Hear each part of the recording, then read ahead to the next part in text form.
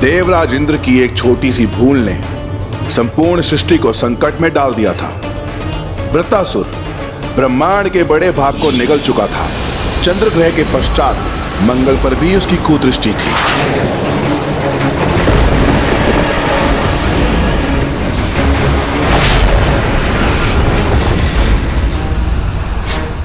स्वामी, इस अनर्थ को रोकने के लिए आप स्वयं कुछ क्यों नहीं कर देते? नहीं देवी, इस असुर का जन्म तो देवराज इंद्र के अंत के लिए ही हुआ है। अतः मात्र देवराज इंद्र ही हैं जो ऋषि दधीची की अस्थियों से निर्मित वज्र से इस असुर का अंत कर सकते हैं।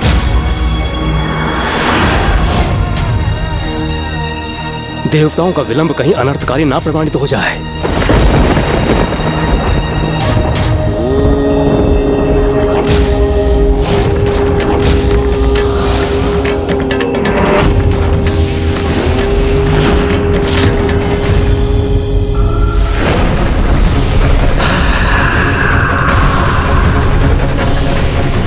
ये दुष्ट मंगल पर अपनी दृष्टि साध रहा है। मैं कैसे रोकूं इसे? ये विश्वकर्मा जी को इतना विलंब क्यों हो रहा?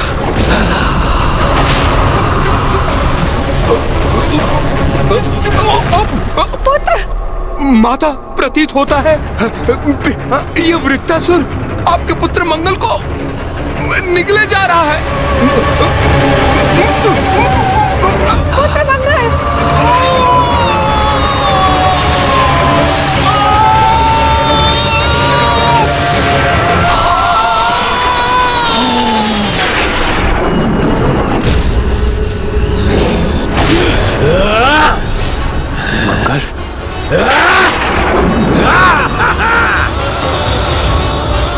ये मैंने क्या कर दिया? कैसा भयंकर संकट उत्पन्न कर दिया मैंने अपनी एकमात्र भूल से। यदि मैं इसे रोकने में सक्षम होता तो मैं इसे अवश्य रोकता।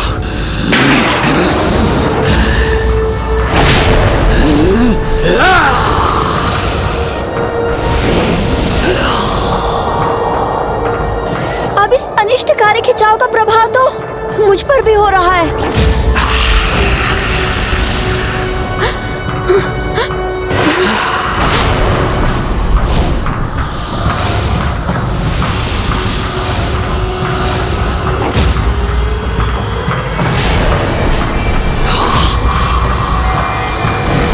दुष्ट असुर, रोक दो अपने इस विनाश को। मैं तुम्हें सावधान करता हूं। शीघ्र मेरे हाथों में महर्षि दधीची की अस्थियों से निर्मित वो वज्र होगा जिससे प्रहार कर मैं तुम्हारा अंत करूंगा। कौन ऋषि दधीची? कैसे अस्थियां? किसका भय दिखाकर भयभीत कर रहे हो मुझे इंद्रदेव? महाशक्तिशाली हूं मैं, वृत्तासुर हूं मैं। तुम मुझे किसी भी शस्त्र से तनिक भी क्षति नहीं पहुंचा सकते इंद्रदेव। किसी में भी इतनी शक्ति नहीं है कि मेरे सम्मुख आके मेरा सामना करे।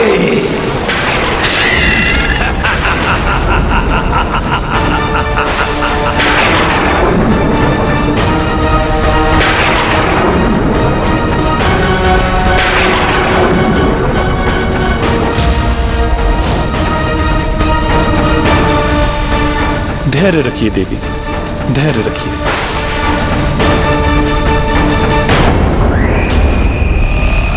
जहाँ स्वयं त्रिदेव असफल हो जाएं, वहाँ किसी साधारण ऋषि की अस्थियां क्या कर लेंगे इंद्रदेव?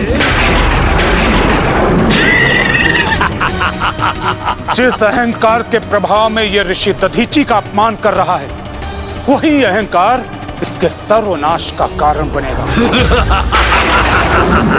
अपने कर्मों का दंड ये अवश्य भुगतेगा। और ये सुनिश्चित करूंगा मैं शनिदेव।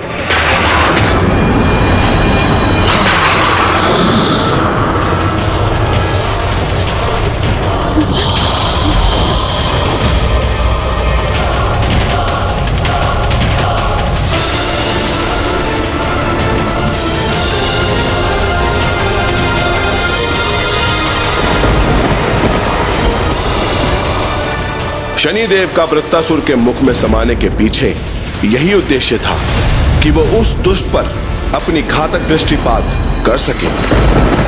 एक और तो पृथ्वी पर विकराल संकट छाया हुआ था जो देवराज इंद्र से देखा नहीं जा रहा था।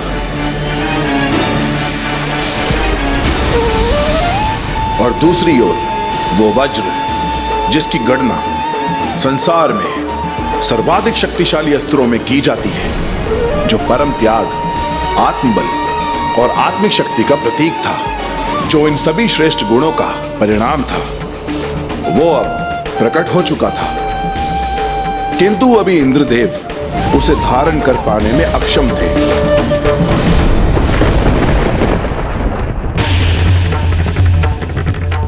हे प्रभु श्री हरि नारायण, मुझ तक मेरा अस्त्र पहुंचाने में मेरी सहायता कीजिए प्रभु, सहायता कीजिए।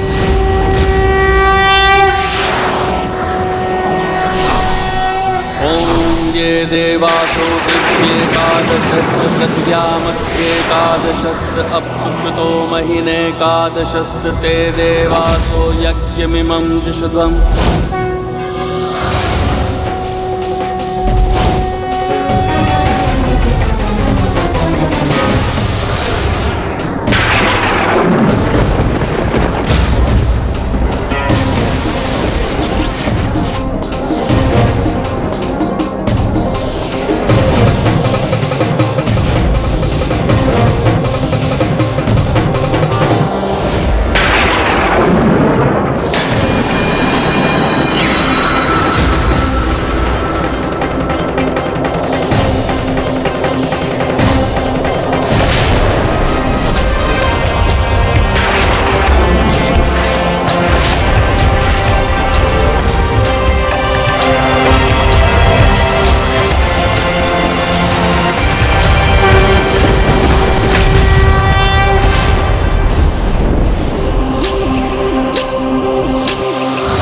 अब इस दिव्यास्त्र की सहायता से मैं इस ग्रह को रोक दूंगा।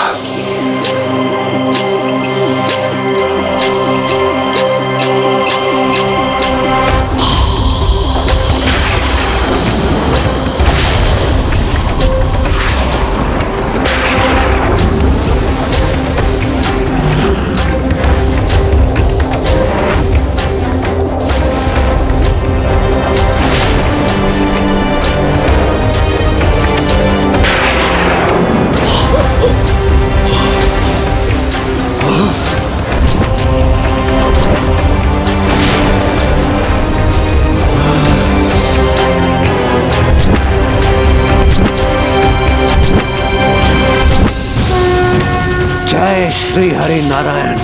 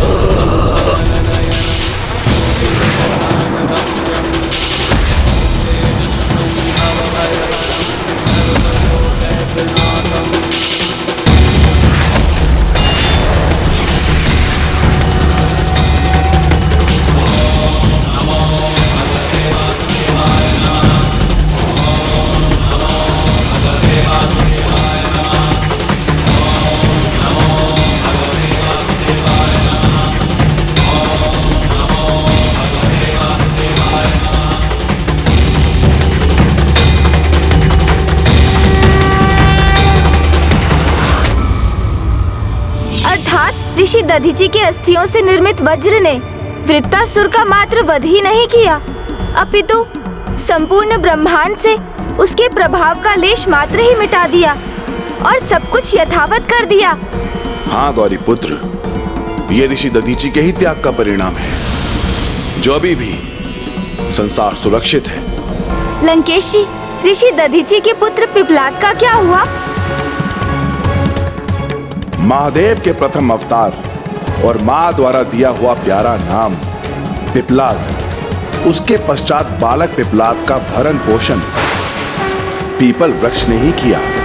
उसी की छाल उसके वस्त्र बने, उसी की छांव घरोंदा तो उसके पत्तों से बालक पिपलाद ने अपना उदर भरा। अब मुझे ज्ञात हुआ कि भक्त क्यों पीपल वृक्ष की महानता और महिमा को इतना महत्व देते हैं। उनकी जड़ में दुग्ध क्यों न्यौछावर करते हैं, क्योंकि ऐसा करने से पीढ़ियों तक उनके वंश में कोई भूखा नहीं रहता। पीपल तो उनके संरक्षक हैं, जो संसार में सर्वथा अकेले हैं। सभी अनाथों के नाथ हैं वो।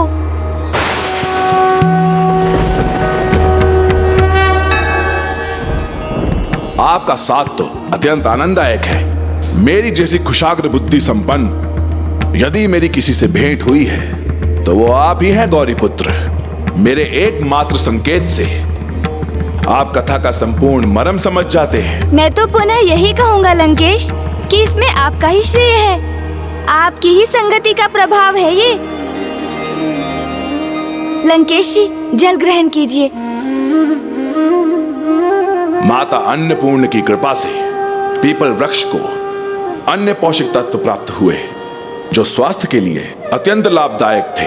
ये एक ऐसे वृक्ष हैं जिनके निकट प्राण वायु प्रचुर मात्रा में सदैव रहती है। उसी पीपल वृक्ष के छत्र छाया में पलकर शिशु अवस्था से बाल अवस्था में पहुंचे प्रभु पिपलाद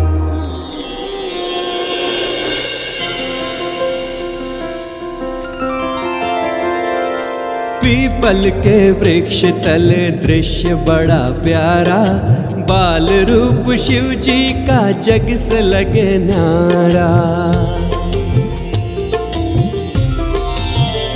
संध्या ढले झींगुर गे लहरी भी आए, लोरी सुना के निद्रा प्रभु को कराए। ओ पीपल तले जागे सोए पत्रों को खाया, बाल से बालक बन के ज्ञान वही पाया।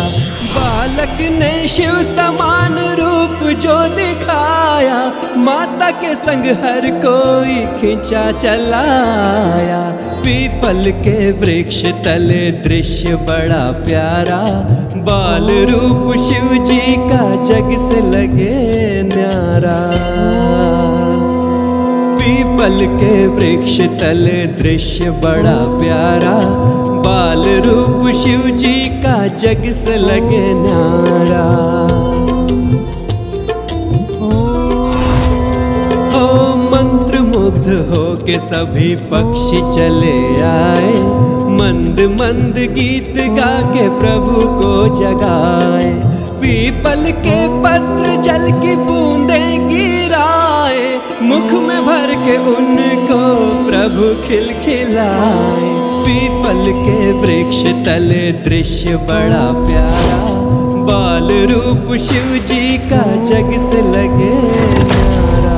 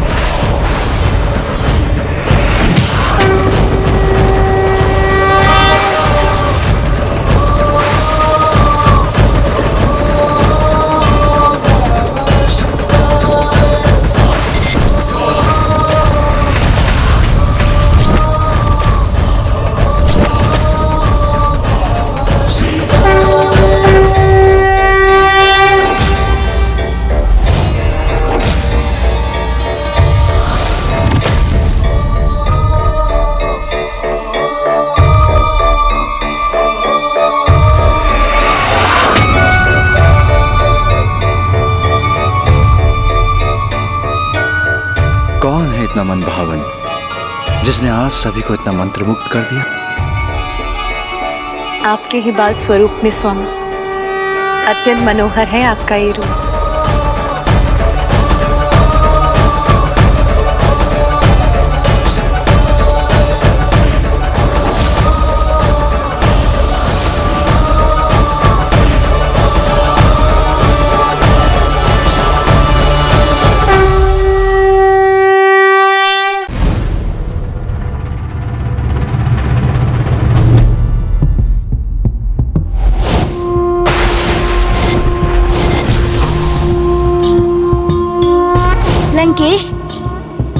पिताश्री के बाल स्वरूप के दर्शन तो अत्यंत अद्भुत रहे होंगे ना? इसीलिए तो समस्त कैलाशवासी उनको देखकर भाव विभोर हो गए।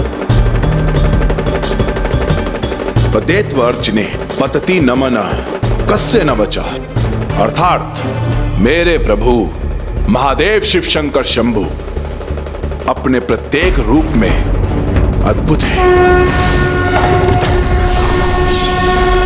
ऐसी अनंत महिमा है उनकी, ना मन ना बुद्धि और ना वचनों से उनकी पूर्ण व्याख्या संभव है। और प्रभु के अद्भुत दर्शन का ऐसा अलौकिक अपूर्व आकर्षण था जिससे सम्मोहित होकर कोई भी उनके निकट आने पर विवश हो जाता था। जैसे कुछ दिवसों के उपरांत ही शिव बाल रूप के दर्शन करने हेतु देव श्री नारद स्वयं वहां पहुंच गए और फिर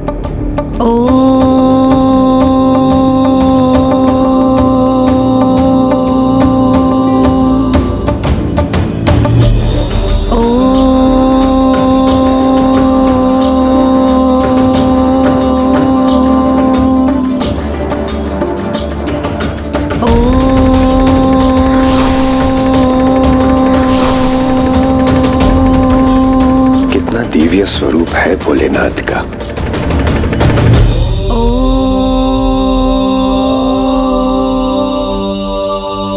हे प्रभु पिपलाद, मैं आपके दर्शन पाकर धन्य हुआ।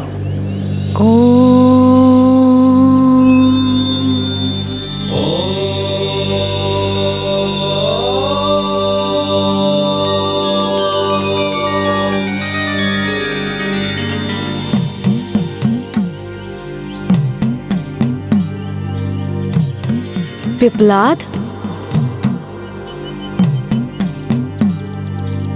जगत में तुम पिपलाद के नाम से विख्यात हो। पिपलाद, कदाचित मैंने पूर्व में भी इस नाम का श्रवण किया है। क्या यही मेरा नाम है?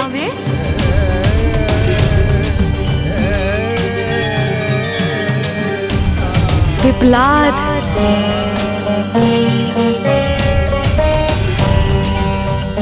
अवश्य, आपको ये नाम स्वयं अन्नपूर्ण माता ने दिया था, पिपलाद। स्वयं जगत के पालनहार भ्राता श्री हरि नारायण पीपल वृक्ष के रूप तुम्हारा ध्यान रखेंगे पुत्र, और पीपल वृक्ष के पत्रों से पोषण प्राप्त कर तुम्हारा विकास होगा, और जगत में तुम पिपलाद के नाम से विख्यात, पिपलाद के नाम से विख्यात।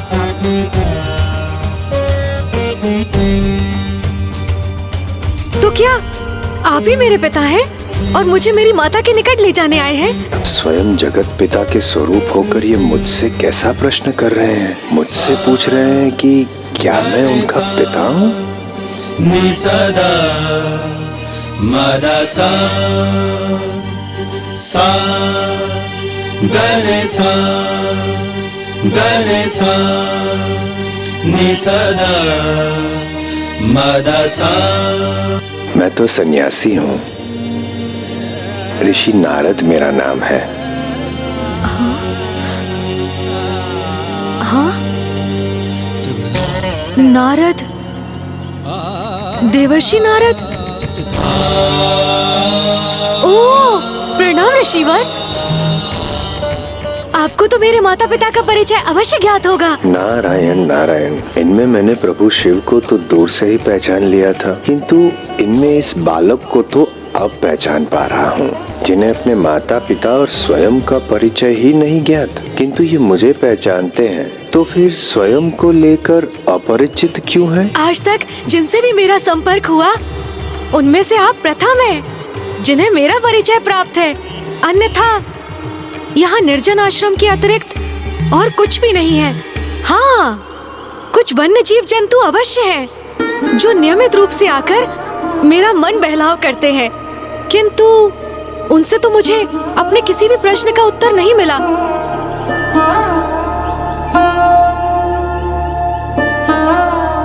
फिर इस पीपल वृक्ष की छाया ने ही मुझे मेरे माता पिता का स्नेह दिया, मेरा पालन पोषण किया मैंने इनसे प्रश्न किया, मुझे तो कोई उत्तर नहीं दिया, किंतु इनके पत्तों की सरसराहट से ओम की ध्वनि प्रस्फुटित हुई।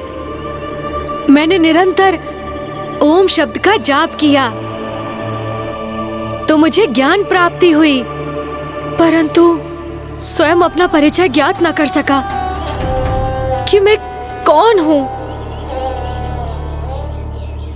क्या हूं, मेरा अस्तित्व क्या है। बस इसी आशा में प्रतीक्षा करता रहा कि मेरे माता पिता आएंगे, मुझे ढूंढेंगे, और तब से मैं यहीं पर हूं, इसीलिए यहाँ से कहीं दूर नहीं गया। तो फिर मुझे बताइए ऋषिवर नारद, कौन है मेरे माता पिता और वो अभी तक मुझे लेने क्यों नहीं आए हैं? कैसे बताऊं इस नन्हे बालक को कि वो नरजीवन आश्रम इनके माता पिता का ही है। कैसे बताऊं इन्हें कि अब वो जीवित नहीं है और जिनकी ये इतनी आतुरता से प्रतीक्षा कर रहे हैं वो इन्हें लेने कभी नहीं आएंगे। और ये भी कैसे बताऊं इन्हें कि तब जो हुआ उसमें इनका कोई दोष नहीं था, वो तो बस शनिदेव की दृष्टि का प्रभाव था। देव ऋषि नारद के लिए उनके समक्ष संपूर्ण घटना को बताना अत्यंत कठिन था, किंतु प्रभु पिपलाद जी ने इतनी विनम्रता से आग्रह किया कि देव ऋषि उनको बताने में विवश हो गए और फिर उन्होंने प्रभु पिपलाद जी को सब कुछ बता दिया कि कैसे शनिदेव की अनियंत्रित दृष्टि के प्रभाव से प्रभु पिपलाद का परिवार नष्ट हो गया और वो इस संसार में अकेले रह गए। ऋषिवर, ऋषिवर,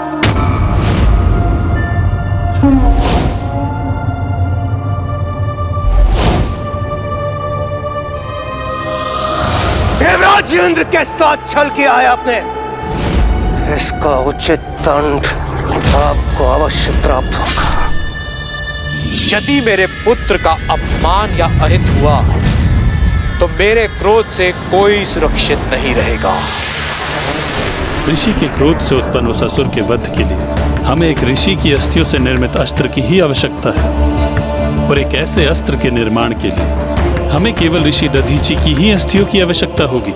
जब इंद्रदेव के कृत्य के कारण समस्त सृष्टि पर वृत्तासुर के रूप में सृष्टि पर संकट छाया, तो ऋषि दधीची ने जगत कल्याण हेतु और वृत्तासुर का वध करने के लिए अपनी अस्थियों का दान किया, अपनी अस्थियों का दान किया। यदि आपने मेरी सहायता नहीं की और अपनी अस्थियों का ज्ञान नहीं दिया तो मेरे कारण इस समस्त सृष्टि का विनाश हो जाएगा। उनके इस महादान के कारण ही आज समस्त सृष्टि अपने स्थान पर स्थिर है।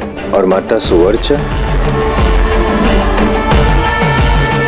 आपकी माता ने अपने स्वामी के वियोग में अपने प्राण त्याग दिए।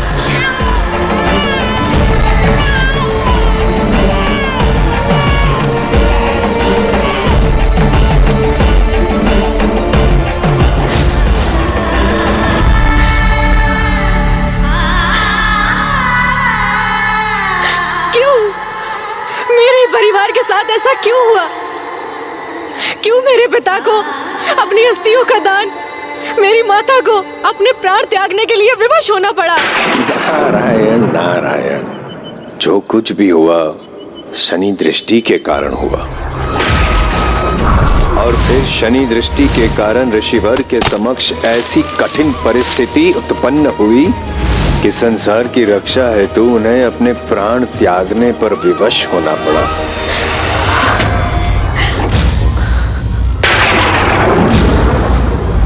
कहीं इस घटना को विस्तार से सुनाकर मैंने कोई भूल तो नहीं कर दी? जो कुछ भी हुआ शनि दृष्टि के कारण।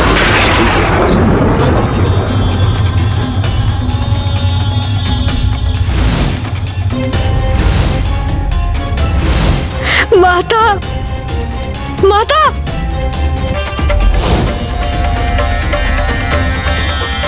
कैसा अनर्थ कर दिया मैंने। प्रभु पिपलाद के क्रोधावेश को जागृत कर दिया मैंने। नारायण नारायण।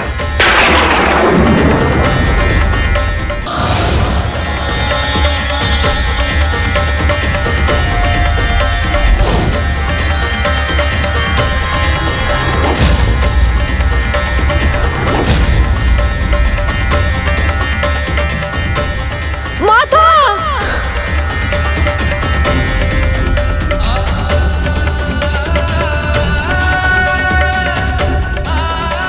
पुत्र,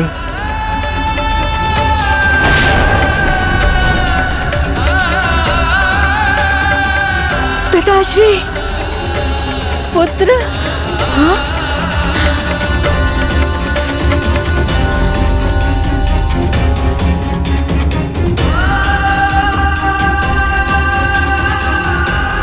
माता! माता! माँ नहीं, यहाँ तो मात्र कुछ अवशेष है उनकी कुटिया के। पिताश्री! पिताश्री! पिताश्री! कहाँ है आप पिताश्री? पिताश्री!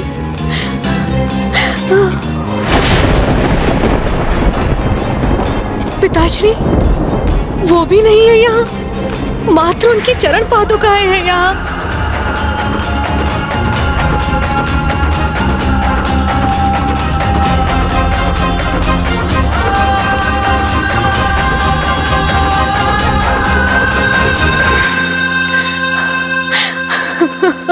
पिताश्री!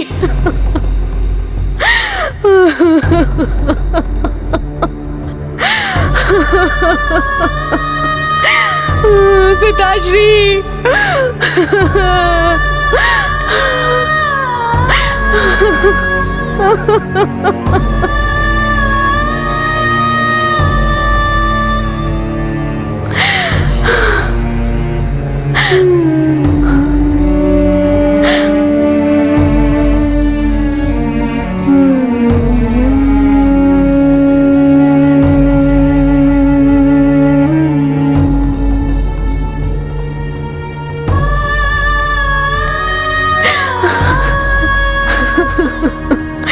पिताश्री!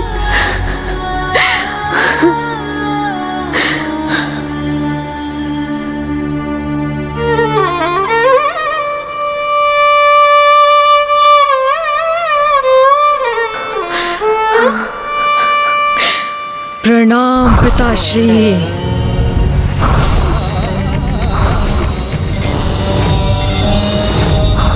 अन्याय नहीं है तो क्या है ये? अन्याय किया है शनिदेव ने मेरे साथ, और उन्हें इस अन्याय का दंड अवश्य प्राप्त होगा। अवश्य प्राप्त होगा।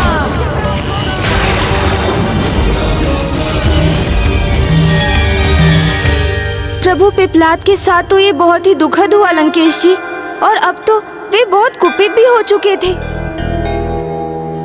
लंकेश जी, जल ग्रहण कीजिए।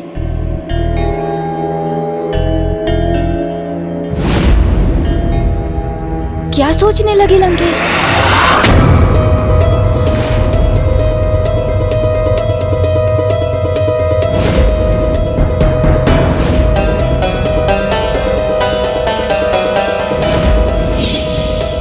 मैं तो इस संपूर्ण यात्रा में निरंतर इस कलश से जल ग्रहण करता रहा हूँ, किंतु तब भी अभी तक इसमें जल शेष है। कहीं उसके पीछे गणेश जी का कोई परोक्ष प्रयोजन तो नहीं?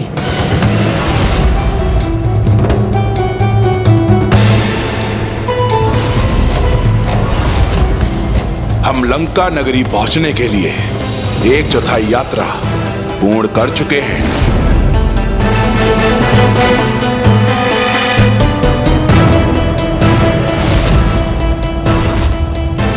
इस यात्रा में हमने सर्वप्रथम वन पार किया, फिर पर्वत, और अब तीव्र धूप में हम ये मरुस्थल भी पार करने वाले हैं। इस समूचे समय में आप मुझे इस कलश से जल प्रदान करते रहे, फिर क्या कारण है जो अभी भी इसमें जल शेष है,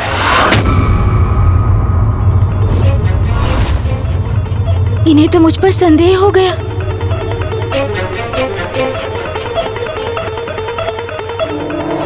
मुझे बताइए गौरी पुत्र, ये कैसे संभव है? अब क्या कहूं मैं? इसमें आपका क्या गुप्त प्रयोजन हित है? इसके पीछे क्या आशय है आपका?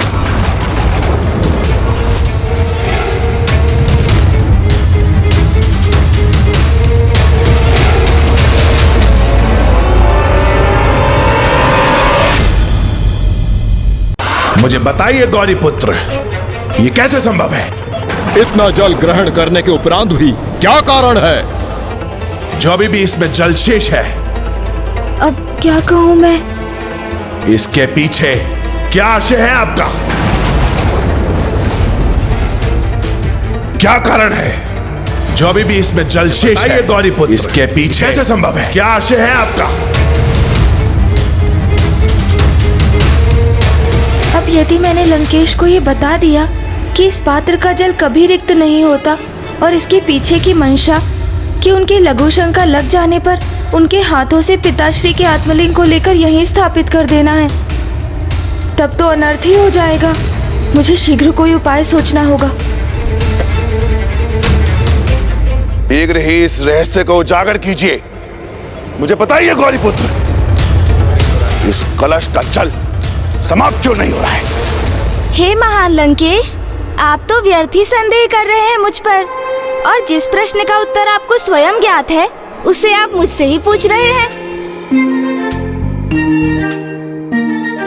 ज्ञात है मुझे, अर्थात तो कदाचित आपको वास्तव में ज्ञात नहीं है लंकेश।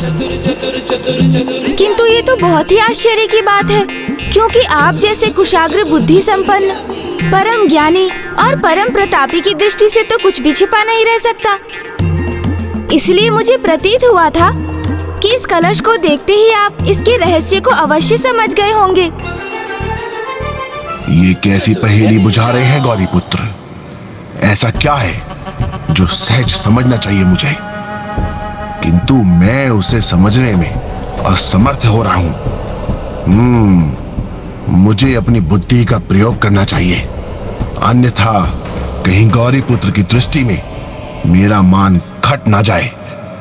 क्योंकि लंकेश, मेरा तो ये विश्वास था कि आप किसी भी दृष्टि से साधारण कदापि नहीं, ना ही निम्न कोटि की अज्ञानी हैं, जो इस कलश को ध्यान से देखने पर भी इसका रहस्य ही ज्ञात ना कर सके। महाज्ञानी हूँ मैं, श्रेष्ठतम भी हूँ मैं, फिर मेरी दृष्टि, मेरी बुद्धि विफल क्यों हो रही है यहाँ? लंकेश, अवश्य एकाग्रचित होकर नहीं देखा होगा आपने इस कलश को। हाँ, आप सर्वथा उचित कहते हैं गणेश जी, मैंने ही पूर्ण ध्यान नहीं दिया। किंतु अब तो आपने इस कलश को ध्यान से देख लिया है ना लंकेश, फिर तो आप अवश्य ही समझ गए होंगे। क्यों नहीं समझूंगा, लंकेश सब समझ गया है। मुझे ज्ञात था लंकेश, आप ध्यान देंगे तो अवश्य ही समझेंगे कि ये कलश कोई साधारण कलश नहीं, अपितु अक्षय पात्र है। अक्षय पात्र? अच्छा हुआ जो गौरी पुत्र ने बता दिया, अन्यथा अब तक मुझे भी कहाँ ज्ञात था। हाँ, उचित ही समझा मैं। ये वही अक्षय पात्र है ना, जिससे जितना भी जल बाहर निकालो वह उतना ही भरता जाता है। इस दीर्घ यात्रा में मैंने आपको दक्षिणा स्वरूप जल प्रदान करने का वचन दिया था, और इस संपूर्ण यात्रा में ये कलश जल से विहीन ना हो, इसलिए अक्षय पात्र अपने साथ ले आया था मैं। किंतु क्या इससे कोई भूल अथवा मुझसे कोई दोष हुआ लंकेश? नहीं नहीं, आपका कोई दोष नहीं, मैं तो बस आप छोड़िए गणेश जी, जो मैंने कहा आप उसे भूल जाइए। हमें तो अब आगे की कथा पर ध्यान देना चाहिए। हाँ तो लंकेश जी, अब कृपया बताइए, जब प्रभु पिपलाद को ज्ञात हुआ कि शनिदेव की दृष्टि दोष के कारण ही उन्हें अपने माता पिता से विलग होना पड़ा, तो फिर इसके पश्चात क्या हुआ? अन्याय किया है शनिदेव ने मेरे साथ, और उन्हें इस अन्याय का दंड अवश्य प्राप्त होगा, अवश्य प्राप्त होगा, अवश्य प्राप्त होगा।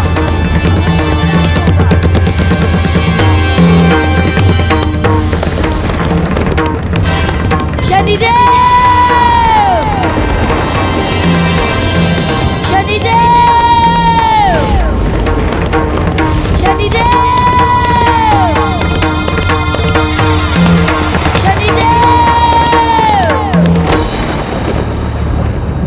ये तो किसी बालक की गर्जना है, किंतु कौन है ये बालक जो मुझे अन्यायी घोषित कर रहा है?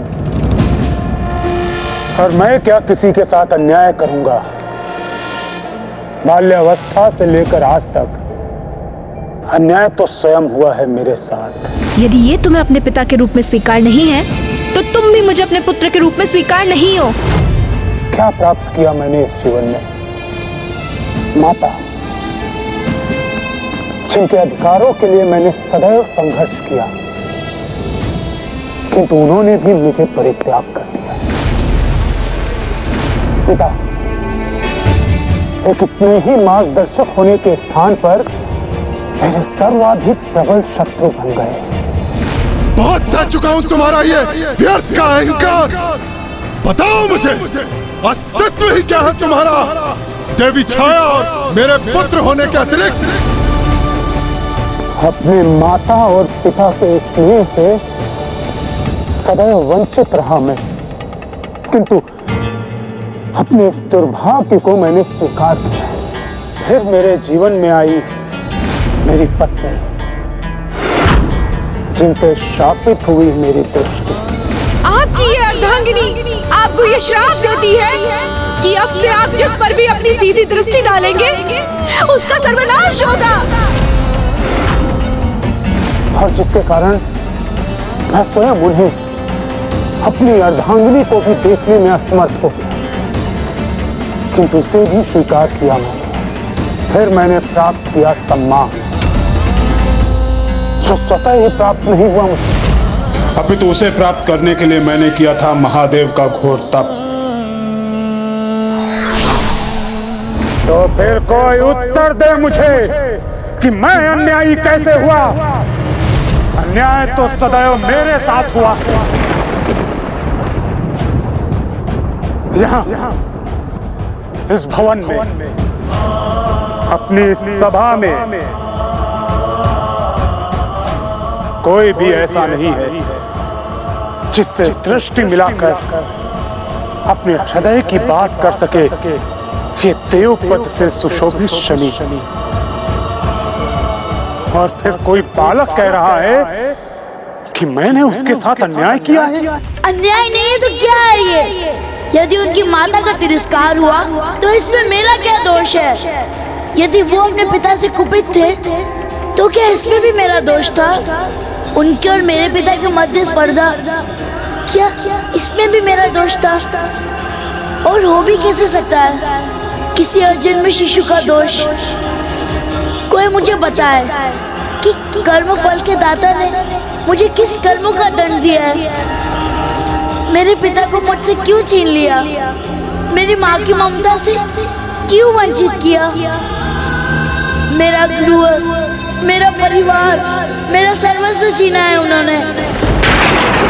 यदि माता अन्नपूर्णा ने मुझ पर ध्यान न दिया होता, उस पीपल के वृक्ष की छत्र छाया मुझ पर ना प्राप्त हुई होती, तो इस अनाथ शिशु का क्या होता? इसका पालन पोषण कौन करता? उन्होंने जो अन्याय किया है मेरे साथ, इसका उत्तर तो उन कर्म फलदाता शनिदेव को देना ही होगा।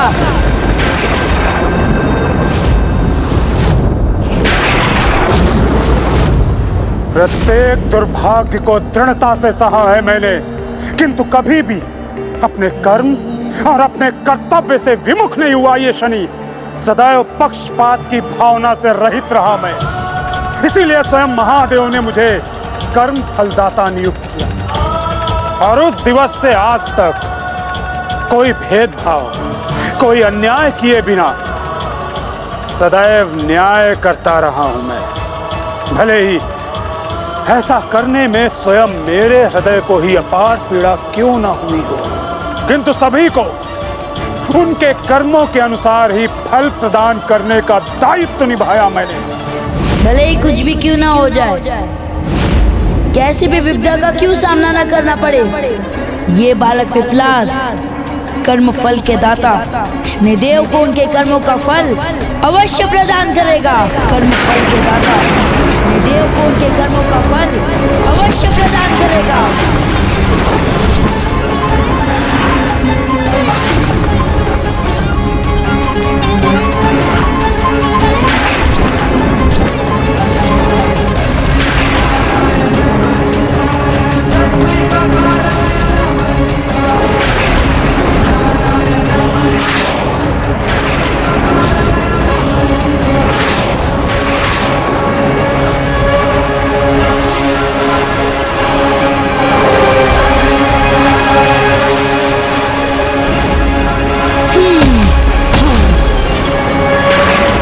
सावधान हो जाइए शनिदेव, सावधान हो जाइए। मैं आ रहा हूँ, मैं आ रहा हूँ, मैं आ रहा हूँ।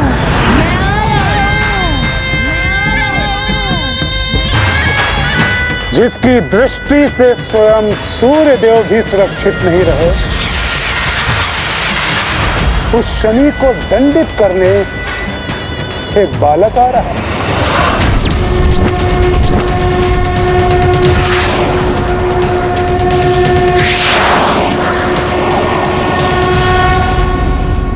तो क्या प्रभु पिपलाद मात्र एक वृक्ष की सूखी डाल को अस्त्र रूप में धारण कर ग्रहों की अधिपतियों से संघर्ष करने, अहितकर दृष्टि वाले शनिदेव से जूझने, उनसे उत्तर प्राप्त करने निकल पड़े थे? हाँ गौरी पुत्र, अपार साहस का परिचय देते हुए वो अपनी इस यात्रा पर निकल गए और शीघ्र ही वो सूर्य मंडल के निकट पहुंच गए।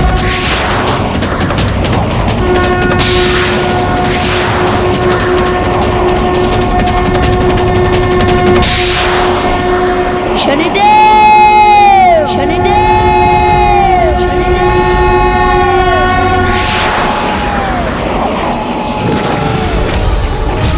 हे सौरमंडल के समस्त ग्रहों के अधिपतियों, हे चंद्रदेव, हे बुधदेव, हे मंगलदेव, हे बृहस्पति देव, हे शुक्रदेव, हे राहु और केतु, आप सभी उस बालक को रोकिए और उसे समझाइए कि शनि देव के समक्ष आकर वो अपने विनाश को चुनौती ना दे।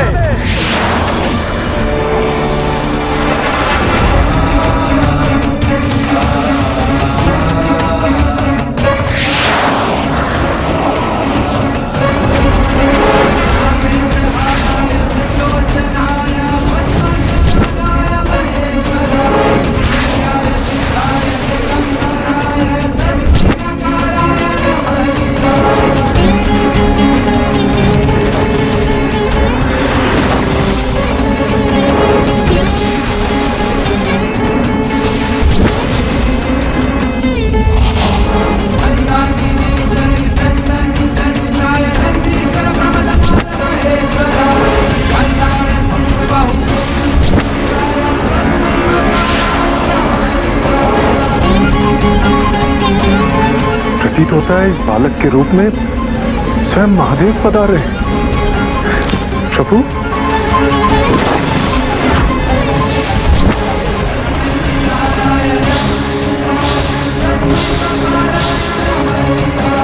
महादेव,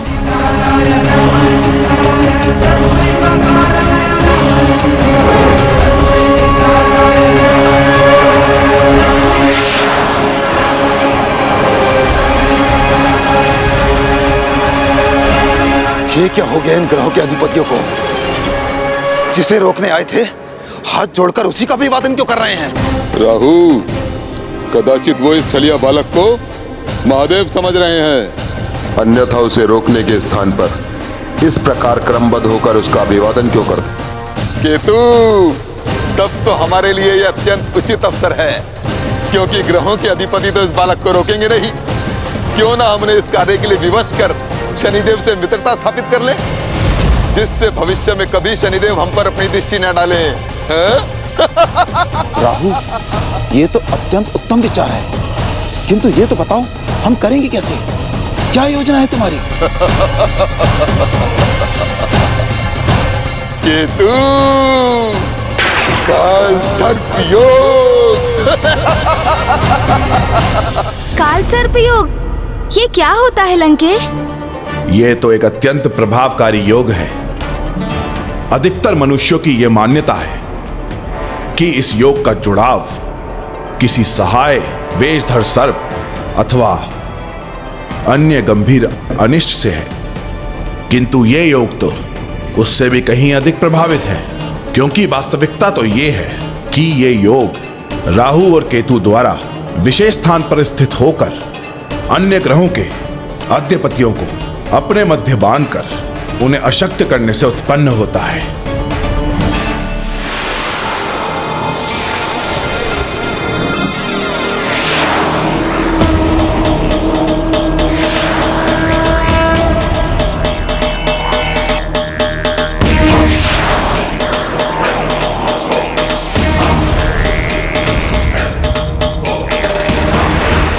जब राहु और केतु सूर्यमंडल के दो विपरीत छोर पर इस प्रकार स्थित होते हैं और अपने मध्य सीधी रेखा का जुड़ाव स्थापित कर उस रेखा में ग्रहों के अधिपतियों को बांध लेते हैं, तो वो ग्रहों से उनके गुण, उनके प्रभाव, उनके नियंत्रण को छीनने में सफल हो जाते हैं। इसलिए अब राहु और केतु के प्रभाव के कारण ये स्थिति प्रभु पिप्पलाद के लिए भी गंभीर स्थिति प्रस्तुत करने जा रही थी।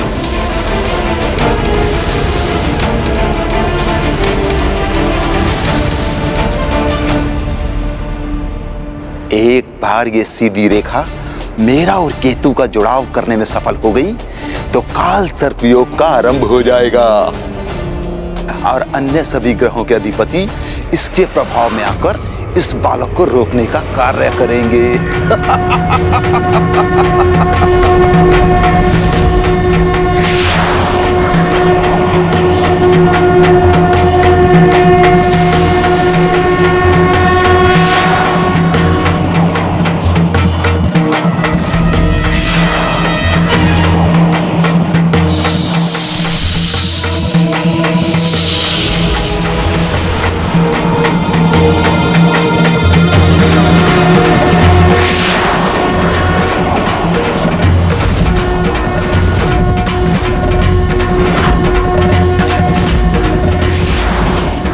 शनिदेव के निकट पहुंचने से मुझे कोई नहीं रोक सकता।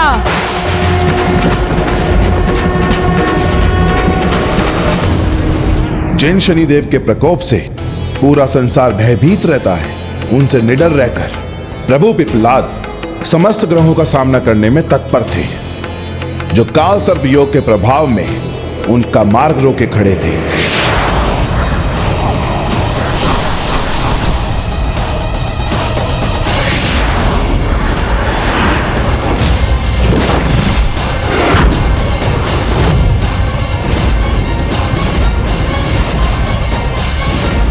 प्रभु पिप्पलाद पिताश्री के अवतार अवश्य थे, किंतु अपने इस रूप में वे तो एक नन्हे बालक ही थे ना। तो वे अकेले मात्र एक काष्ठ के त्रिशूल से उन शक्तिशाली ग्रहों के अधिपतियों से कैसे युद्ध कर सकते थे लंकेश? फिर सभी ग्रहों के अधिपति काल सर्प योग के प्रभाव से प्रभु पिप्पलाद के प्रति शत्रुता का भाव धारण कर उन्हें रोकने के लिए प्रस्तुत हो गए।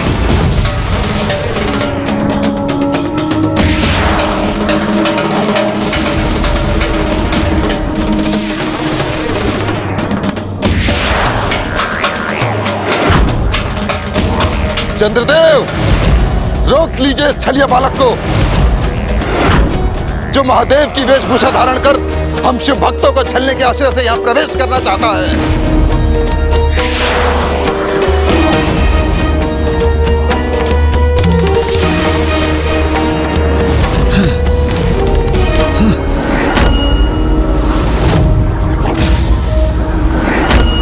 इस बालक को यहाँ कदापि प्रवेश नहीं करने दूंगा मैं।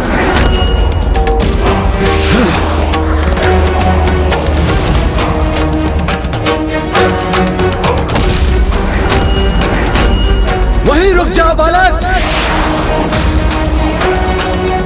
तुम क्या समझते हो कि प्रभु शिव का रूप धारण करोगे और यहाँ पहुँचकर हम सूर्यमंडल के ग्रहों के अधिपतियों को छलने में सफल हो जाओगे?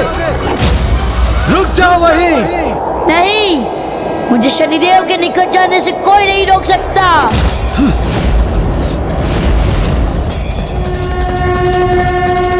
शनिदेव, शनिदेव।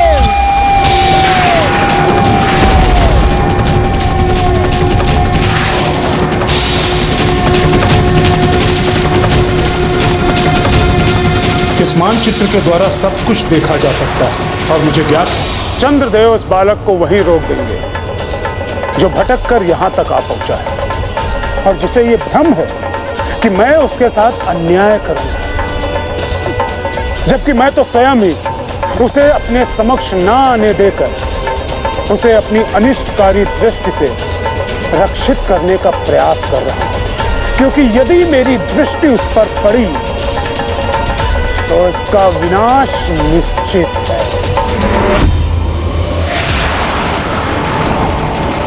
हट क्यों कर रहे हो बालक? स्वयं अपने अहित को आमंत्रित कर रहे हो तुम। प्रतीत होता है तुम इतनी सरलता से नहीं मानोगे।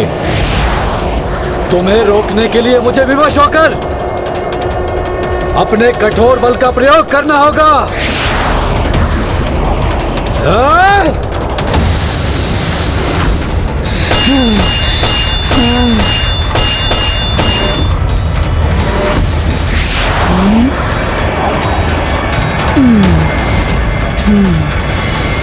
आज मेरे सामने कैसी भी बाधा क्यों ना आ जाए, किंतु वो मुझे नहीं रोक सकती।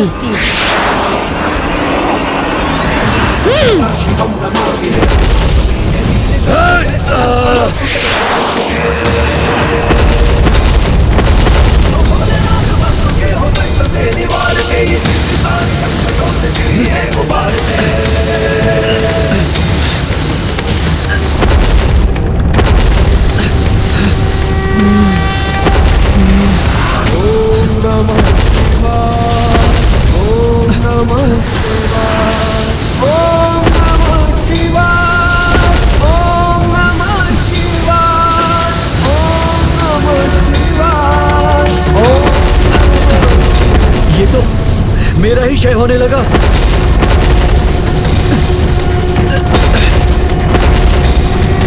ऐसा क्यों हुआ लंकेश? चंद्रदेव का तेज अचानक क्यों लुप्त होने लगा और उनका ग्रह अचानक प्रकाश विहीन क्यों हो गया? क्या ये चंद्रदेव पर प्रभु पिपलाद के किसी प्रभाव का परिणाम था? नहीं गौरी पुत्र, प्रभु पिपलाद को तो कुछ करने की आवश्यकता ही नहीं हुई। चंद्रदेव का क्षय तो प्रभु के कुछ करे बिना ही आरंभ हो गया था। क्षय होने लगा अर्थात वो क्षीण और दुर्बल पड़ने लगे। किंतु ऐसा क्यों लंकेश? चंद्रदेव पे तो श्राप का प्रभाव था। शाप? कैसा शाप? चंद्रदेव को ये शाप किसने दिया था और क्यों लंकेश? धैर्य रखिए गौरी पुत्र, मैं आपको इस प्रसंग का संपूर्ण विवरण दूंगा। चंद्र के क्षय और वृद्धि के नियमित चक्र का आरंभ कैसे हुआ, उसकी कथा मैं आपको विस्तार से सुनाऊंगा। कंटीला पौधा?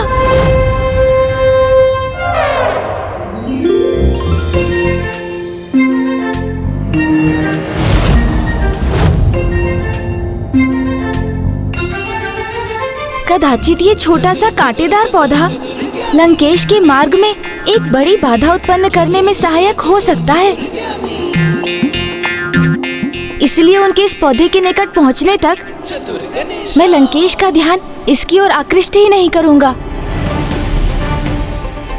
और फिर अकस्मात जब मैं उनके समक्ष से हटूंगा तो इस कंटीले पौधे को देखकर लंकेश अपने चरणों को इस पर पड़ने से रोकने का प्रयास करेंगे और अपना संतुलन खो बैठेंगे।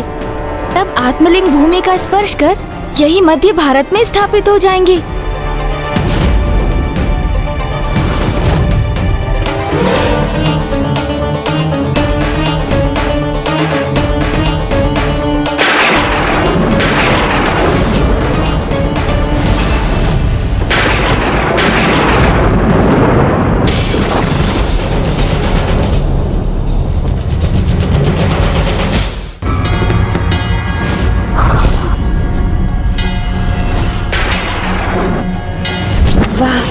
उत्तम युक्ति है। अब जब मुझे युक्ति मिल ही गई है तो क्यों न उसे सफल बनाने का प्रयास भी कर लिया जाए। उचित है लंकेश, आप मुझे धैर्य धारण करने के लिए कह रहे हैं ना? तो मैं भी अब आगे की कथा बिना आपसे अपनी दृष्टि हटाए बहुत धैर्य से सुनूंगा। तो लंकेश, आप भी मुझे समुचित समय लेकर ही बताइए कि आगे क्या हुआ। चंद्रदेव को शाप क्यों और किसने दिया? चंद्रदेव के घटाव बढ़ाव की प्रक्रिया कैसे आरंभ हुई? ये किस घटना का परिणाम है और क्या है उनके पीछे की कथा लंकेश? यदि मैं इनके आगे आगे चला तो कदाचित इनकी दृष्टि मार्ग पर पड़े उस कंटीले पौधे पर नहीं पड़ेगी। जब ब्रह्मदेव सृष्टि की रचना करने के लिए प्रेरित हुए तो उन्होंने इस कार्य को पूर्ण करने के लिए स्वयं ही प्रजापतियों को उत्पन्न किया, जिनमें सर्वाधिक महत्वपूर्ण थे कश्यप प्रजापति। उन्हीं से सभी जीवों की उत्पत्ति हुई। फिर उस क्रम में थे दक्ष प्रजापति, जिनसे सृष्टि का समस्त विधि विधान निर्धारित हुआ। किंतु लंकेश, चंद्रदेव का दक्ष प्रजापति से क्या संबंध था? दक्ष प्रजापति की 27 पुत्रियां थी, जिनका विवाह चंद्रदेव से करने से पूर्व दक्ष प्रजापति ने चंद्रदेव से एक वचन लिया कि वो कभी भी उनकी किसी भी पुत्री को हे दृष्टि से नहीं देखेंगे। पत्नी रूप में स्वीकार कर उन सभी को एक समान स्नेह प्रदान करेंगे और किसी का भी तिरस्कार नहीं करेंगे। चंद्रदेव द्वारा दक्ष प्रजापति को वचन देने के उपरांत ही दक्ष प्रजापति की पुत्रियों के साथ चंद्रदेव का विवाह संपन्न हुआ। किंतु कुछ समय के उपरांत ही चंद्रदेव ने अपने वचन को भंग कर दिया, क्योंकि वो तो देवी रोहिणी के सौंदर्य से अत्यंत प्रभावित थे और उन्हीं पर अपने सर्वाधिक स्नेह की वर्षा करने लगे थे।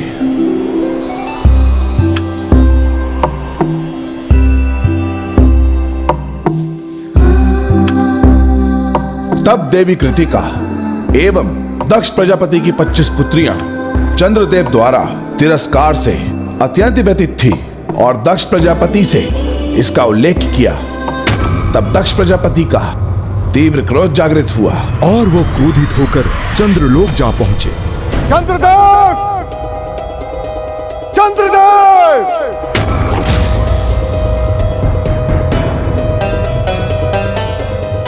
आपने मुझे वचन दिया था, आप मेरी किसी भी पुत्री का तिरस्कार नहीं करेंगे, किसी की उपेक्षा नहीं करेंगे, किसी को अपने स्नेह से वंचित नहीं करेंगे।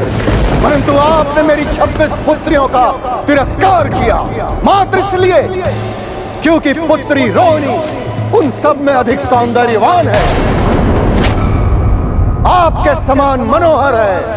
आपने मुझे अपना दिया हुआ वचन तोड़ा है चंद्रदेव। आपके लिए रूप का आकर्षण अत्यंत महत्वपूर्ण है ना।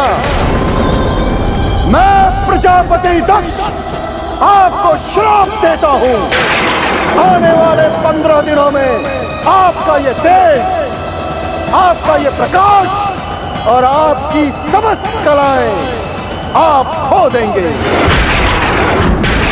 प्रजापति दक्ष ने अपनी पुत्रियों के साथ ये कैसा न्याय करवाया? सभी को समान स्नेह दिलाने के स्थान पर उन्होंने तो सभी से चंद्रदेव को विलग करने की ही व्यवस्था कर दी। कदाचित इसीलिए कहा जाता है कि क्रोध से प्रभावित होकर कोई कभी न्याय नहीं कर सकता, क्योंकि क्रोध के वश में आकर किया गया कोई भी कार्य सदैव अन्याय का ही कारण बनता है। जब दक्ष प्रजापति को उनकी सभी पुत्रियों ने उनका श्राप लौटाने की गुहार लगाई, तब दक्ष प्रजापति को यह समझ आ गई कि उन्होंने अपना धैर्य खोने के कारण बहुत बड़ा अन्याय किया है। किंतु फिर भी अपना श्राप लौटाना प्रजापति दक्ष के लिए भी असंभव था। किंतु इन प्रत्येक समस्याओं का हल मेरे प्रभु एकमात्र शिव शंकर शंभु के पास ही होता है। इसलिए ब्रह्मदेव ने चंद्रदेव को सुझाव दिया कि सभी मंत्रों में श्रेष्ठ महामृत्युंजय मंत्र का जाप करें, क्योंकि एकमात्र प्रभु महादेव शिव शंकर शंभु ही उनकी रक्षा करने में समर्थ थे। चंद्रदेव को ज्ञात था कि उनके पास अब अधिक समय शेष नहीं है, उनके जीवन में मात्र 14 दिन ही शेष हैं, तो यथाशीघ्र वो सौराष्ट्र पहुंचे। और उन्होंने सागर तट पर एक पार्थिव शिवलिंग का निर्माण कर अपना जाप आरंभ किया। ओम त्र्यंबकं यजामहे सुगंधिं पुष्टिवर्धनम् उर्वारुकमिव बन्धनामृत्यैर्मुक्षीयमामृतात्। इतने अपार कष्ट और कठिनाइयों का चंद्रदेव बड़ी ही दृढ़ता के साथ सामना करते रहे और वो निरंतर अपनी परिक्रमा और मंत्रों का जाप करते रहे। और उन 14 दिवसों में चंद्रदेव का क्षय भी होता रहा और वो अंतिम रात्रि भी आ गई जो उनके अस्तित्व की अंतिम रात्रि थी। सुगंधिं पुष्टिवर्धनम् उर्वारुकमिव बन्धनात् मृत्यैर्मुक्षीयमामृतात्। त्र्यंबकं यजामहे सुगंधिं पुष्टिवर्धनम् उर्वारुकमिव बन्धनामृत्यैर्मुक्षीयमामृतात्।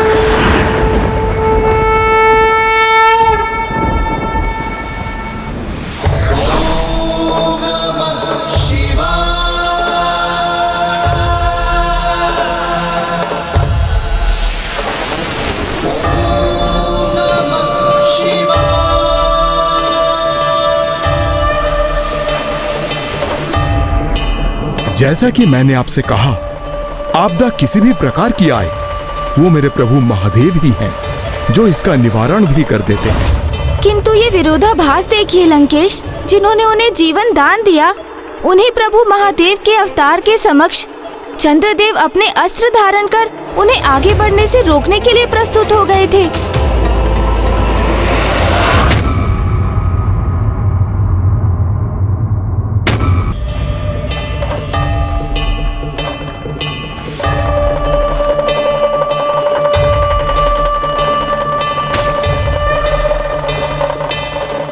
मैं आपकी पूजा से प्रसन्न हुआ, आपका कल्याण हो।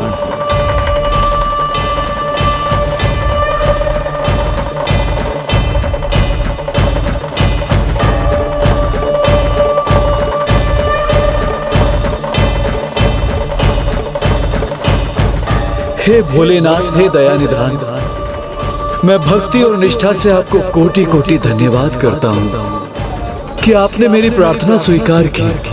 अपनी कृपा दृष्टि से आपने मुझे प्रजापति दक्ष के श्राप से रक्षित किया और प्राणदान देकर मुझे एक नवीन जीवन दान दिया। सोम, मैंने आपकी पूजा अवश्य स्वीकार की है, किंतु प्रजापति दक्ष के शाप की मर्यादा रखने हेतु मैं आपको पूर्ण रूप से शाप से मुक्त नहीं करूंगा। इसलिए कल से आपकी शुभ कांति, सौम्य शोभा, कलाएं और आपका शीतल प्रकाश 15 दिवसों के चक्र के लिए प्रतिदिन क्रमशः बढ़ते ही जाएंगे, जिसके परिणाम स्वरूप इस चक्र के 15 दिवस आपकी मनोहर छवि अपने चरमोत्कर्ष पर पहुंचेगी और इस दिवस को पूर्णिमा कहा जाएगा।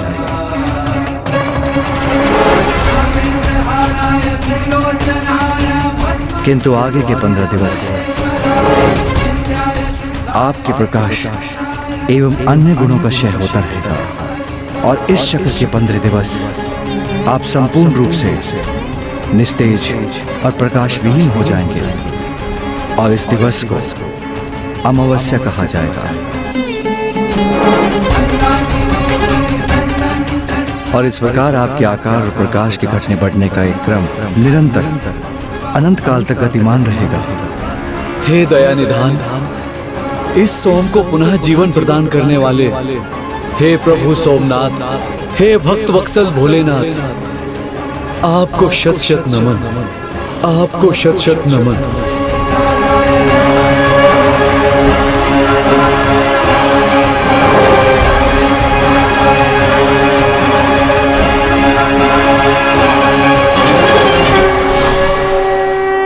मुझे ज्ञात हुआ कि प्रभु का एक नाम सोमनाथ भी क्यों है। उन्होंने सोम अर्थात चंद्र को उनके अंत से जो सुरक्षित किया था। और सौराष्ट्र में जिस स्थल पर चंद्रदेव ने प्रार्थना की थी, वहीं प्रथम ज्योतिर्लिंग सोमदेव महातीर्थ की स्थापना भी हुई। इसलिए यदि कोई भक्त भयंकर रोग से ग्रस्त हो और यदि वो जाकर सोमनाथ तीर्थ में महादेव की पूजा करता है, तो प्रभु की कृपा दृष्टि से वो पुनः स्वस्थ होकर दीर्घायु होने का सौभाग्य प्राप्त करता है। और यदि कोई भक्त भक्ति, निष्ठा और विश्वास से महामृत्युंजय का जाप करता है, तो उसे असमय मृत्यु के कष्ट से मुक्ति प्राप्त होती है और कुछ अवकाश के लिए उसकी मृत्यु टल जाती है।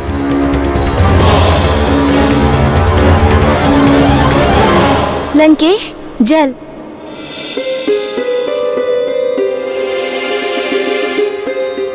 किंतु ये विरोधाभास देखिए लंकेश, जिन्होंने उन्हें जीवन दान दिया, उन्हीं प्रभु महादेव के अवतार के समक्ष चंद्रदेव अपने अस्त्र धारण कर उन्हें आगे बढ़ने से रोकने के लिए प्रस्तुत हो गए थे।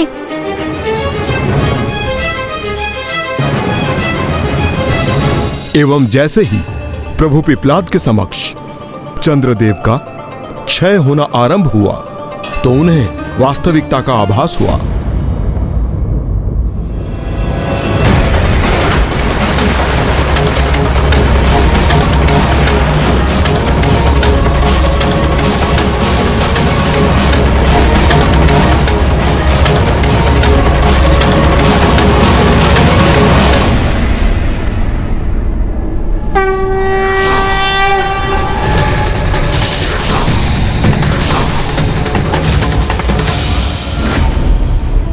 मैं प्रभु के ही मार्ग को बाधित करने का प्रयास कर रहा हूं।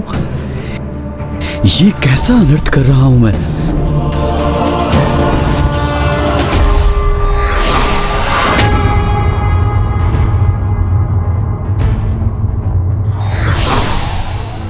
महादेव का स्वागत करने के स्थान पर उन्हीं पर प्रहार करने का दुस्साहस कर रहा था मैं।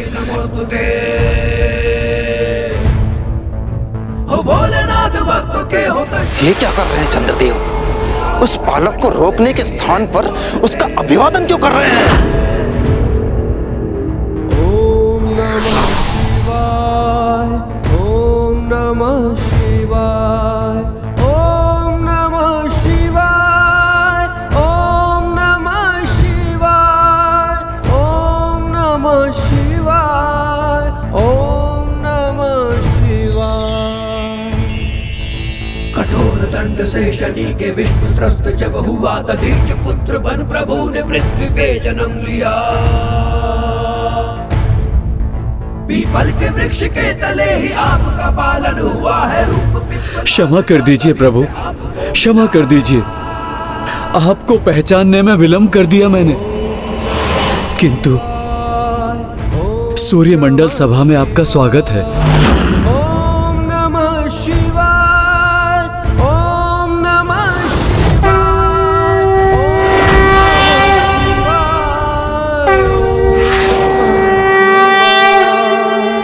ओम नमः शिवाय, ओम नमः शिवाय, ओम नमः शिवाय। ये बालक चंद्रदेव से आगे कैसे निकल गया? क्या उसे ज्ञात नहीं कि मेरे समक्ष आकर उसका कितना बड़ा अहित होगा? तो फिर वो क्यों आ रहा है यहाँ? और चंद्रदेव ने उसे आने कैसे दिया?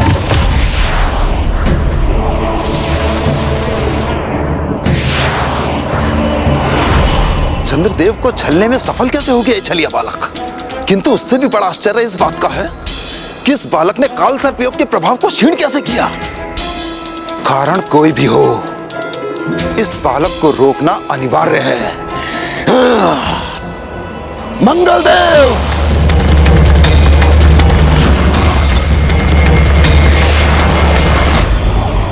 किंतु भ्राता मंगल ऐसा कैसे कर सकते थे? क्या उन्हें ये ज्ञात नहीं था कि कि जिन्हें वो रोकने के लिए तत्पर हो रहे थे वो स्वयं भी उन्हीं महादेव के पुत्र हैं। काल सर्प योग का ऐसा ही अनिष्टकारी प्रभाव होता है गौरी पुत्र। ग्रहों का स्वयं से नियंत्रण ही मिट जाता है। उनका प्रभाव, उनका विचार सभी राहु केतु के अधीन हो जाते हैं। यही हुआ था चंद्रदेव के साथ भी। इसलिए उन्होंने प्रभु पिप्लाद पर प्रहार करने का प्रयास किया और अब मंगल देव भी उसी दशा से प्रभावित होकर वही भूल करने जा रहे थे। किंतु भ्राता मंगल तो अत्यंत क्रोधी स्वभाव के हैं, तो कहीं प्रभु पिप्लाद के समक्ष उनके क्रोध ने उन्हें प्रभावित तो नहीं किया?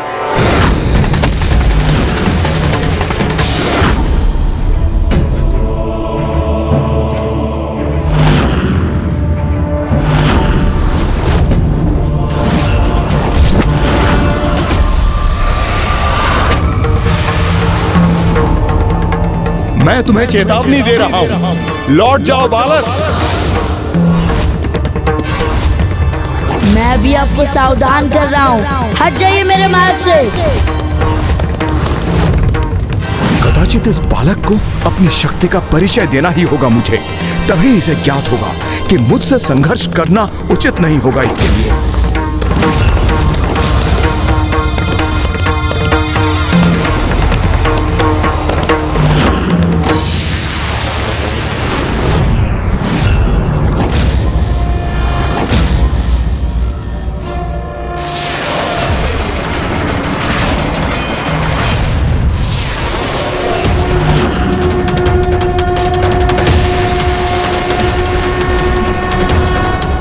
सावधान बालक, और आगे बढ़ने का दुस्साहस नहीं करना।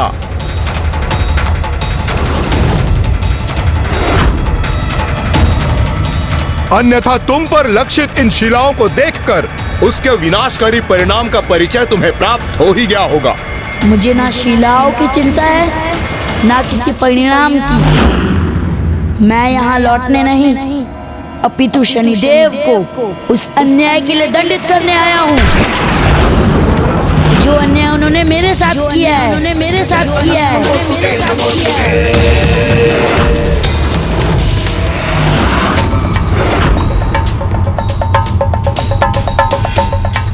बालक, शांत स्वभाव के चंद्रदेव ने तुम्हें भले ही आगे बढ़ने का अवसर दे दिया, किंतु मंगलदेव तुम्हें ये अवसर कदापि नहीं देंगे। वो तुम्हें भयभीत करके अवश्य वापस भेज देंगे। अन्यथा यदि वो बालक मंगल देव से भी आगे बढ़कर मुझ तक पहुंच गया तो फिर दुर्भाग्यवश उसकी रक्षा कोई नहीं कर सकता, क्योंकि तब मेरी दृष्टि से केवल उसका विनाश ही संभव है। एक बार पुनः सावधान कर रहा हूं तुम्हें, भूल से भी अपना पग आगे मत बढ़ाना, अन्यथा मेरे ग्रह की ये तप्त शिलाएं तुम्हें एक ही क्षण में नष्ट कर देगी।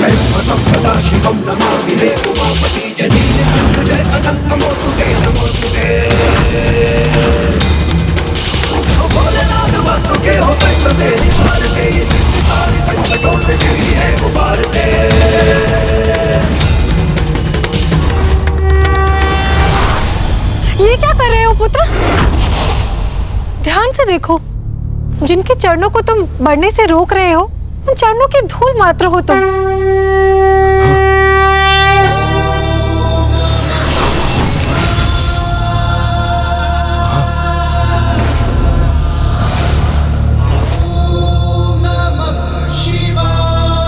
मंगलदेव को स्मरण होने लगा कि कैसे प्रभु महादेव शिव शंकर शंभु के श्वेत से उनका जन्म हुआ था और फिर कैसे उनकी माता भूमि देवी ने उनका पालन पोषण किया। आपके साथ उनकी प्रथम भेंट का भी स्मरण हो आया गौरी पुत्र।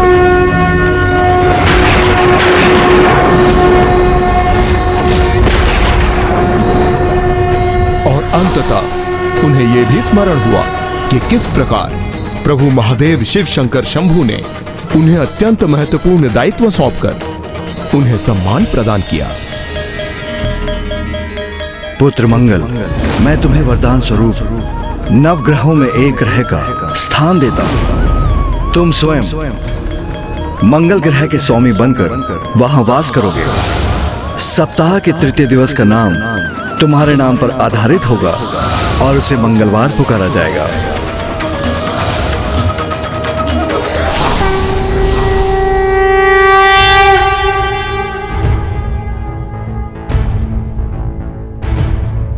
प्रणाम प्रभु, आपका स्वागत है प्रभु।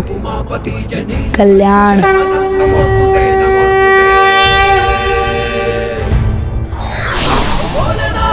के हो कष्ट से निवारते, ये सृष्टि सारी संकटों से शिव ही है उबारते।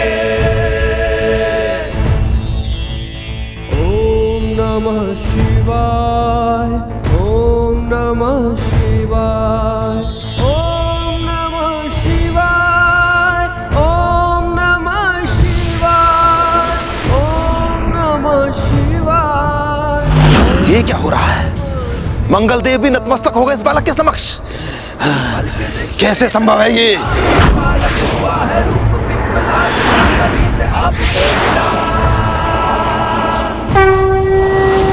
ये क्या हो रहा है? सौर मंडल के समस्त ग्रहों के अधिपति इस बालक को आगे बढ़ने की अनुमति क्यों दे रहे हैं?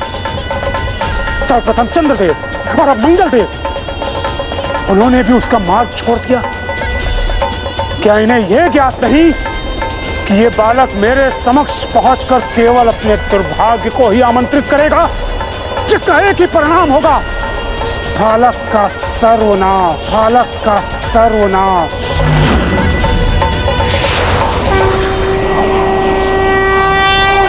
तो अंततः भ्राता मंगल भी उन्हें पहचान ही गए और तब वो पिताश्री के मार्ग की बाधा बनना भला कैसे स्वीकार कर सकते थे? मंगल देव तो पिताश्री के मार्ग में बाधा नहीं बने, किंतु ये कंटीला पौधा अवश्य आपके उद्देश्य को बाधित करेगा लंकेश। वो भी तब जब अकस्मात आपके चरण इस पर पड़ेंगे और इसी संभलने के क्रम में आप शिवलिंग सहित भूमि पर स्पर्श कर जाएंगे और तब पिताश्री का आत्मलिंग यहीं स्थापित हो जाएगा।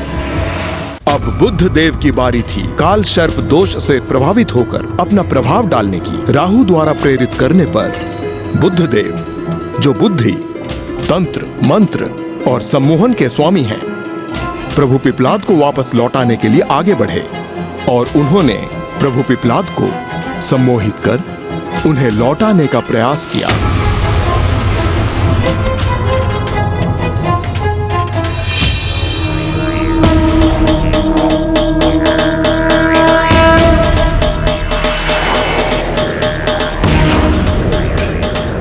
मुझे विश्वास है कि अब वो बालक कदापि आगे नहीं बढ़ सकेगा, क्योंकि अब तो स्वयं बुद्ध देव उसे रोकने जा रहे हैं, जिनके सम्मोहन के समक्ष किसी का भी टिक पाना असंभव है।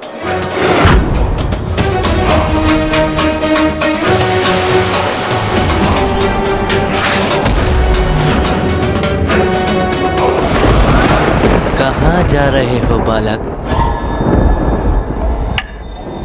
कहीं तुम अपने मार्ग से भटककर यहाँ तो नहीं पहुँच गए?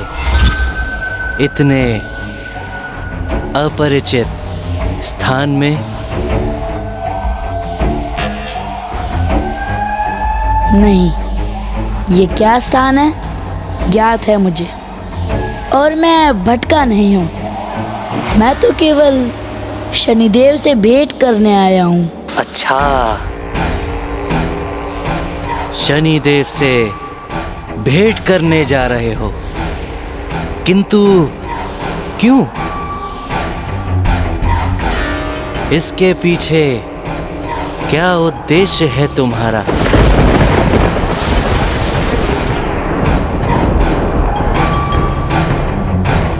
मुझे शनिदेव से अपने प्रश्नों के उत्तर चाहिए। उत्तर चाहिए, किंतु कैसे प्रश्नों का उत्तर चाहिए तुम्हें बालक? मेरे साथ के प्रति एक अन्याय, मेरे परिवार को मुझसे छीनकर मुझे समस्त संसार में अकेला करने का उत्तर तो शनिदेव को देना ही होगा।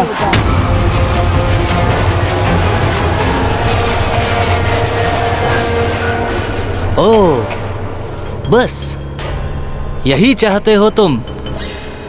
इसके लिए इतना उत्तेजित क्यों हो रहे हो और सूर्यमंडल के भीतर प्रवेश करने का प्रयास क्यों कर रहे हो तुम? तुम्हारा ये संदेश मैं शनिदेव तक पहुंचा दूंगा। जाओ बालक, लौट जाओ। जाओ बालक, लौट जाओ।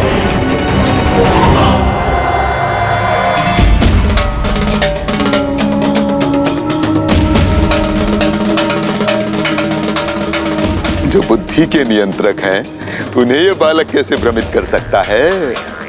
मैं व्यर्थ ही चिंता कर रहा था। बुद्ध को पार कर इस बालक का आगे बढ़ना कदापि संभव नहीं।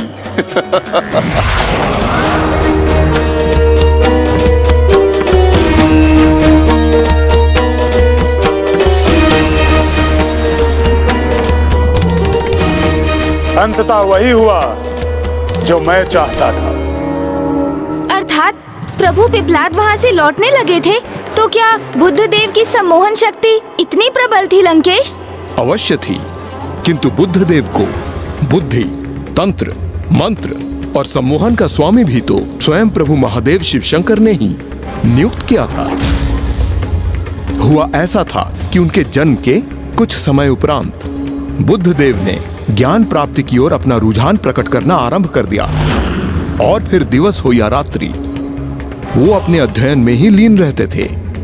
और जब उनकी आयु 30 वर्ष की हुई तब वो सभी शास्त्रों को कंठस्थ कर चुके थे, किंतु फिर भी उनकी ज्ञान की भूख शांत नहीं हुई। उन्हें तो और ज्ञान की प्राप्ति करनी थी, इसीलिए वो अपने नेत्रों को खुले रखकर प्रभु महादेव शिवशंकर के पार्थिव शिवलिंग के समक्ष अनंत एवं कठोर तपस्या करने लगे। ओम नमः शिवाय, ओम नमः शिवाय।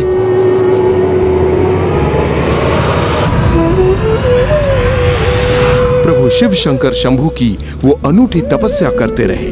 प्रत्येक दिवस वो शिवलिंग पर चुटकी भर मिट्टी का लेप लगाते एवं समय व्यतीत होने के साथ साथ चुटकी भर मिट्टी ने शिवलिंग के आकार को अत्यधिक बड़ा कर दिया। ओम नमः शिवाय।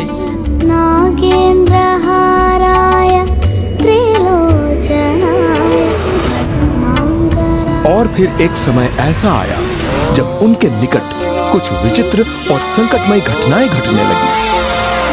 ओम नमः शिवाय, ओम नमः शिवाय।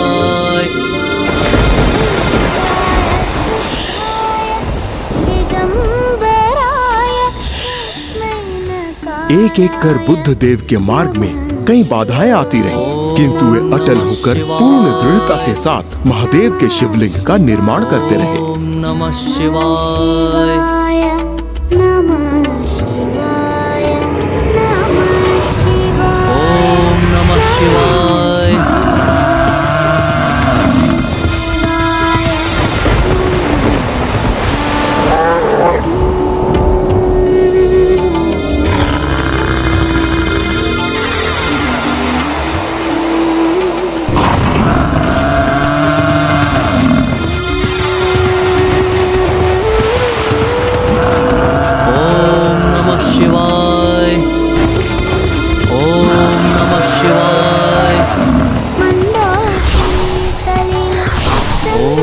नमः शिवाय।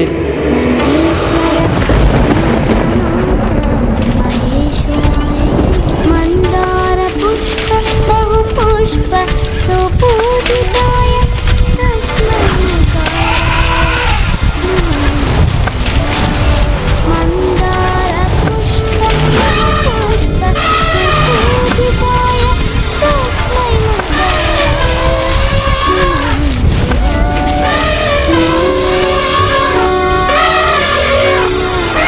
प्रभु, और कितनी परीक्षा लेंगे आप इस भक्त की? अब तो मुझ पे कृपा कीजिए प्रभु, अपने दर्शन दीजिए प्रभु, अपने दर्शन देकर मेरा सौभाग्य प्रदान कीजिए प्रभु।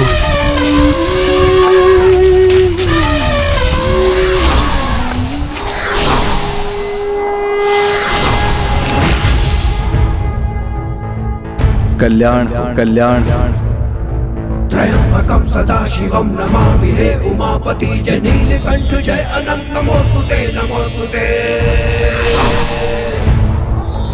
हो भोलेनाथ भक्तों के हो कष्ट से निवारते, ये सृष्टि सारी संकटों से शिव ही है उबारते। ओम नमः शिवाय, ओम नमः शिवाय, ओम नमः शिवाय। आपको ये कैसे ज्ञात हुआ कि ये एक उन्मत्त गज नहीं, गज रूप में स्वयं मैं ही हूँ? प्रभु, इस सघन वन में दो वृक्षों के मध्य इतना स्थान कहाँ है कि गज प्रवेश कर सके? और फिर वन के इस भाग तक पहुंचने के लिए एक कंकड़ भरी चढ़ाई को पार करना आवश्यक है, जो एक गज जैसे भारी पशु के लिए असंभव है प्रभु। तो फिर भी किसी प्रकार का एक गज यहाँ पहुँच भी जाता है। वो तो शांति प्रिय पशु है प्रभु, किसी पर अकारण आक्रमण नहीं करता। और यदि किसी कारणवश उग्र होकर वो यहाँ पहुँच भी जाता है तो मुझ पर आक्रमण करने पूर्व चिंगाड़ कर मुझे चेतावनी नहीं देता, जैसे आपने किया प्रभु। उसी प्रकार प्रभु, यदि सर्प को उत्तेजित ना किया जाए तो वो फुफकारता नहीं है और ऋषभ भी अकारण प्रहार नहीं करता। इसलिए जो यहाँ हो रहा था प्रभु, उसके पीछे का रहस्य तो मुझे आरंभ से ही स्पष्ट हो गया था। मैं आपकी बुद्धि और ज्ञान दोनों से अत्यंत प्रभावित हुआ। बुद्ध, आपका चुटकी चुटकी मिट्टी लेकर एक विशाल शिवलिंग का निर्माण कर आपके द्वारा चुटकी चुटकी ज्ञान प्राप्त कर उसे आत्मसात कर अपनी बुद्धि में एकत्र करने का ही प्रतीक है। इसलिए मैं आज से आपको बुद्धि, ज्ञान, तंत्र, मंत्र और सम्मोहन विद्या का स्वामी नियुक्त कर आपको सूर्यमंडल में एक स्थायी स्थान प्रदान करता हूं, जहां आप सूर्यदेव के निकट प्रथम ग्रह होंगे।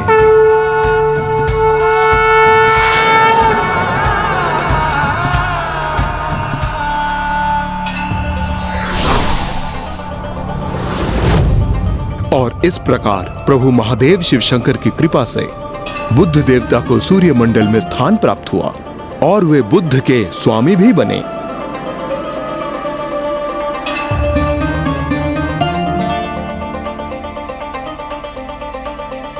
और तब भी बुद्धिमान बुद्धदेव पिताश्री प्रभु शिव के अवतार को पहचानने में असमर्थ हो रहे थे, क्योंकि उनकी बुद्धि पे तो काल सर्प योग का प्रभाव जो था, किंतु ऐसा अधिक समय तक नहीं रहा। जाओ बालक, जाओ बालक, लौट जाओ।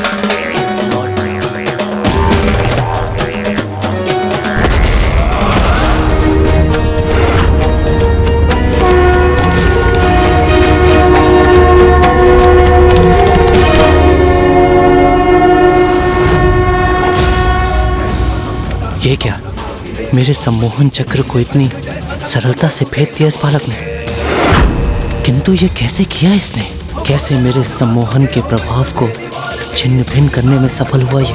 और ये मुझे देखकर इस प्रकार मुस्कुरा क्यों रहा है, जैसे इसका मुझसे कोई पूर्व का परिचय हो। कौन है ये बालक? ओम नमः शिवाय, ओम नमः शिवाय, ओम नमः शिवाय, ओम नमः शिवाय, ओम नमः शिवाय, ओम नमः शिवाय।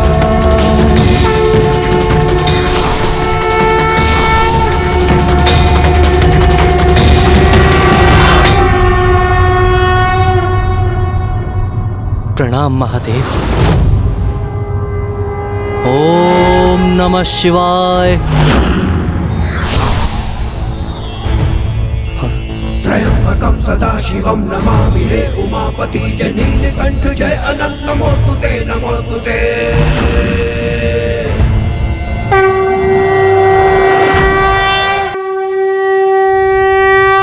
आपकी कृपा से संपूर्ण सृष्टि गतिमान है। मैं उन्हें ही अपनी माया के जाल में उलझाने का दोषपूर्ण व्यवहार कर रहा था।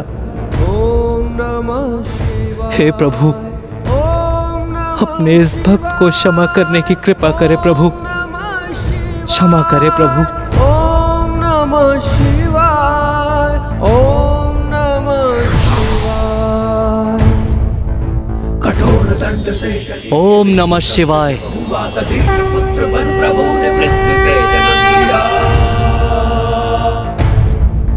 पीपल के वृक्ष के तले ही आपका पालन हुआ है। रूप पिप्पलाद का तभी आपको मिला। ओम नमः शिवाय, ओम नमः शिवाय।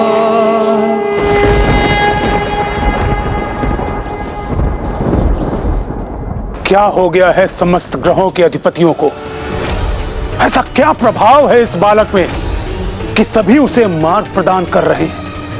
क्या किसी को भी उसके कुशल का विचार नहीं है?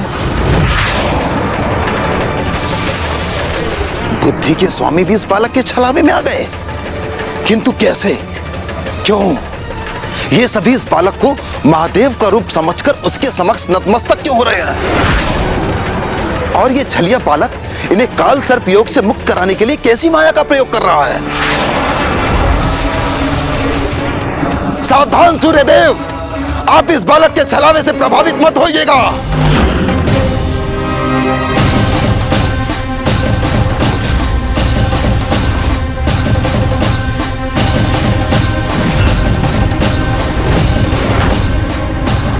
बालक, मेरे सौर्यमंडल में मेरी अनुमति के बिना कोई प्रवेश नहीं कर सकता, तो तुम कैसे चले आए?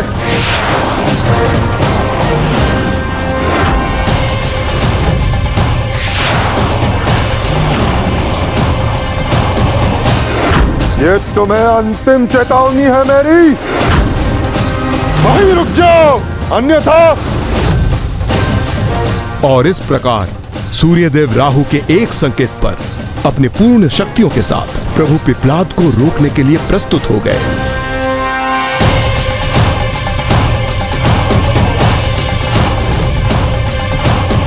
कितना अच्छा होगा ना यदि मेरी ये योजना सफल हो और ये लंकेश अपना संतुलन खोकर यहीं गिर जाएं। जिससे पिताश्री का आत्मलिंग भूमि का स्पर्श कर यहीं भारत में ही स्थापित हो जाए।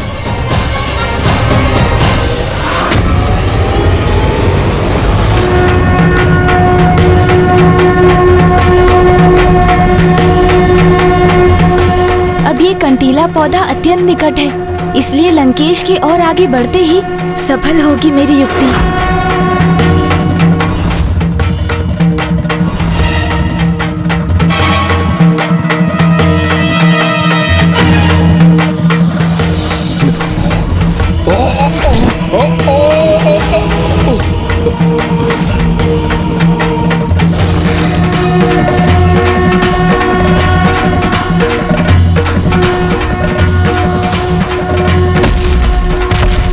लंकेश संभालिए स्वयं को।